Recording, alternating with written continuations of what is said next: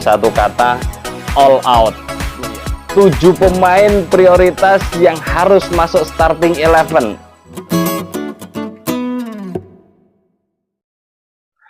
Tidak ada kata mundur. Kita sudah berada di level ini, ya.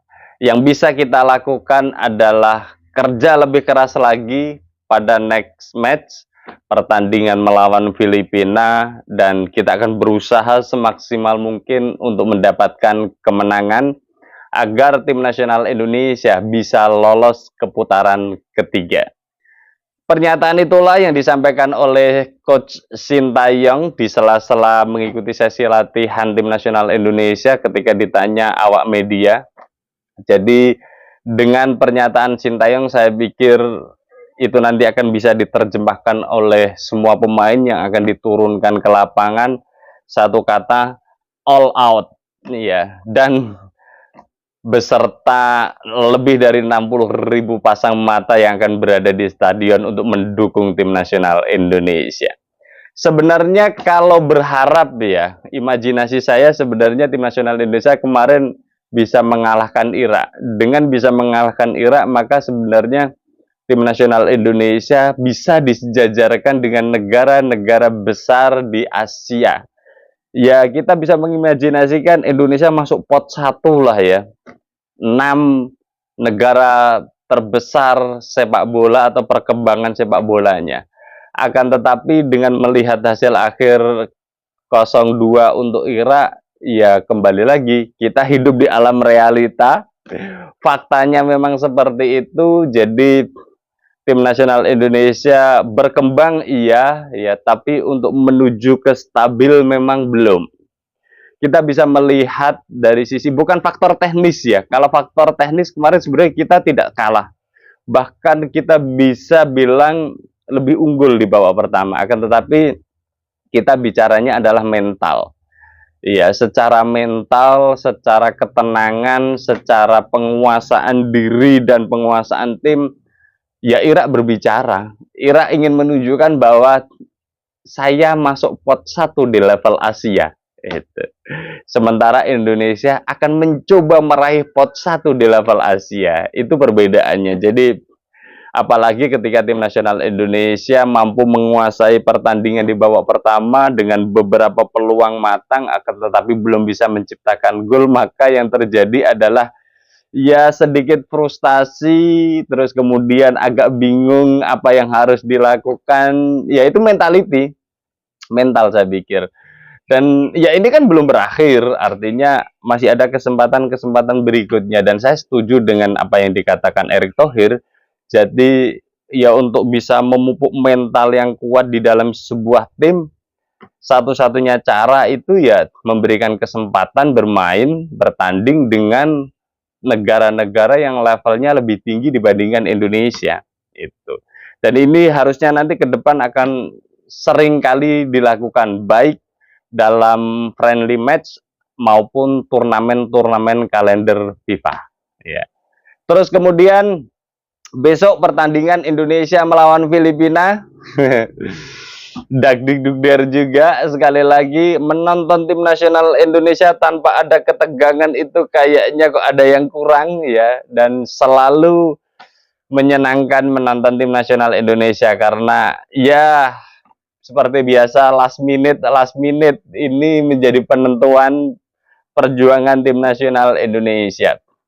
Kalau ditanya 7 pemain prioritas yang harus masuk starting 11, ini jawaban versi support timnas. Ya. Yang pertama yang harus ada menurut saya adalah Jay Itzes.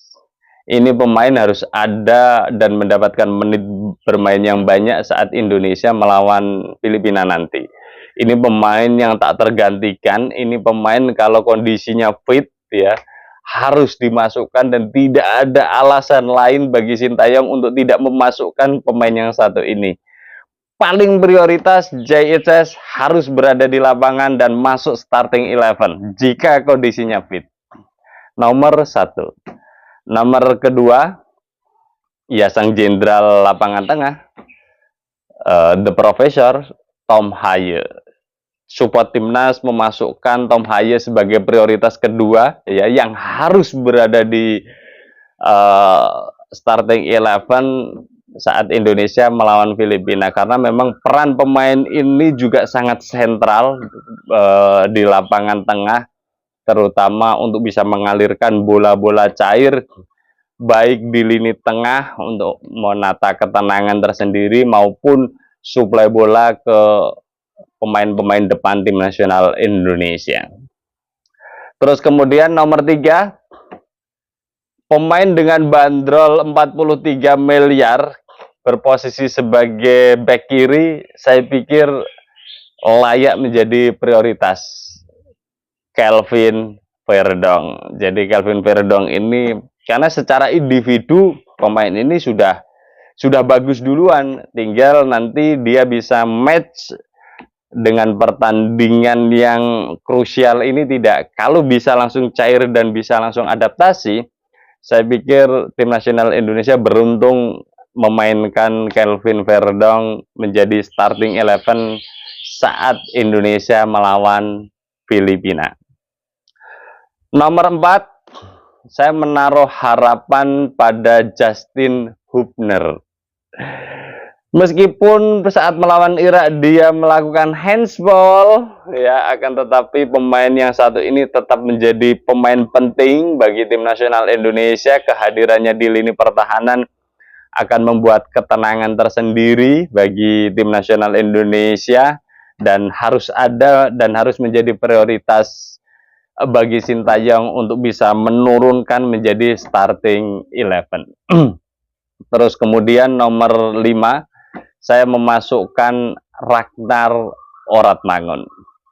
Ya, Ragnar Oratmangun tetap menjadi prioritas. Kenapa? Karena ya pemain ini untuk di lini serang, ya, kan memang yang paling kualitasnya bagus ya Ragnar. Ya harus kita akui, gitu. Pemain 27 tahun ya kalau nggak salah. Saya pikir akan tetap menjadi peran penting, akan bisa memerankan permainan menyerang tim nasional Indonesia dengan gaya bermainnya, akselerasinya yang efektif, umpan-umpannya, dan ya semoga saja bisa menciptakan gol saat Indonesia melawan Filipina nanti.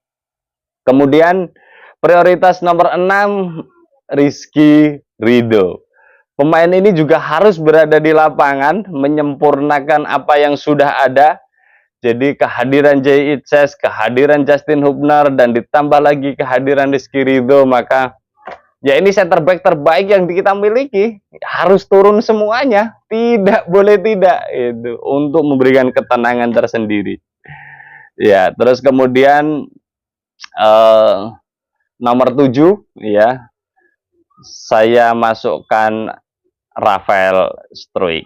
Ya, pemain yang satu ini juga menjadi pemain yang tak tergantikan selama ini, selama Sintayong melatih tim nasional Indonesia. Saya pikir Rafael Struijk dengan dribblingnya, passingnya, terus kemudian membuka ruangnya, dan potensi menciptakan golnya, saya pikir Rafael Struijk juga tidak tergantikan waktu Indonesia melawan Filipina nanti. Jadi itu 7 pemain yang harus ada versi support timnas.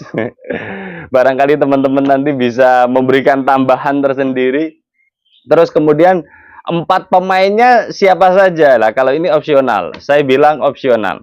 Di sektor penjaga gawang, ya kalau saya lebih menaruh Hernando sebenarnya. Tetap Hernando dikasih kesempatan. Mentalnya turun kan saat pertandingan saja, akan tetapi ya dia bisa belajar tentang itu dan ya akan tampil lebih fresh lagi karena ini beda games, ya beda pertandingan, ada masa jeda sekitar 6 hari. Ya, saya pikir ini bisa dimanfaatkan Hernando untuk bisa memulihkan mentalnya lagi. Kalaupun ternyata Sintayong tidak memasukkan Hernando, opsi kedua saya ambil Adi Satrio. Saya lebih memilih Adi Satrio daripada Nadeo.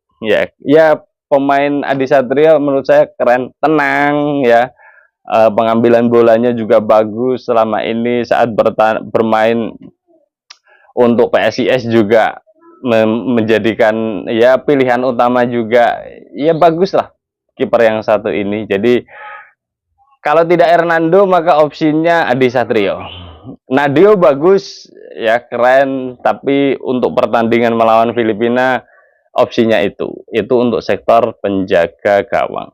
Terus kemudian untuk sektor sayap kanan ya di situ ada 3 pemain yang bisa diotak-atik sebenarnya, Sandy Walsh, terus kemudian Asnawi Mangku Alam, terus kemudian ada Yakob Sayuri. Itu bisa diperankan. Jadi Sintayong tinggal memilih untuk dijadikan starting 11, tapi ketiganya menurut saya layak untuk dimasukkan atau diberikan menit bermain saat Indonesia melawan Filipina nanti. Terus kemudian Shane Patinama juga bisa jadi opsional di sayap kiri ya, karena kan untuk formasi awalnya starting 11-nya saya sudah naruh Kelvin Verdong, jadi bisa ditaruh di depannya Kelvin Verdong mungkin ya, itu bisa jadi opsional juga.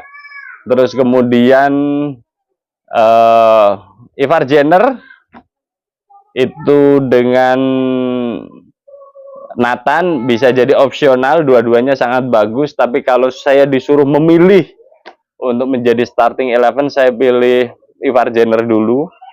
Terus kemudian nanti ya kalau dalam tanda kutip Tom Haye sudah kehabisan energi, bisa menggantikan peran Tom Haye seorang Nathan, karena kalau Nathan diduetkan dengan Tom Haye, melihat pertandingan Indonesia melawan Irak kemarin kayaknya tidak berjalan optimal. Tapi kalau Nathan diduetkan dengan Ivar Jenner, sudah terbukti pada waktu Piala Asia U23 dan work sekali, bekerja sekali keduanya.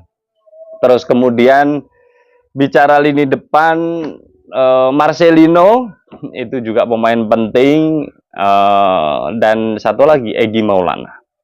Egy Maulana ini pemain yang secara teknis skill sebenarnya ada, pemain yang satu ini ya.